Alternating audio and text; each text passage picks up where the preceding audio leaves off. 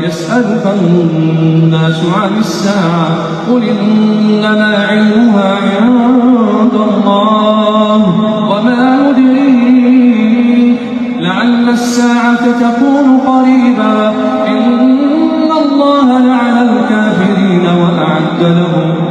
وأعد لهم سعيرا خالدين فيها أبدا لا يجدون وليا ولا نصيرا يوم تقلب وجوههم في النار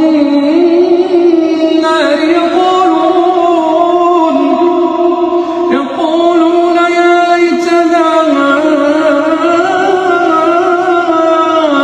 أطعنا الله وأطعنا الرسولا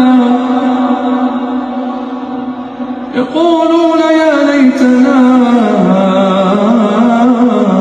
أطعنا الله وأطعنا الرسولا وقالوا ربنا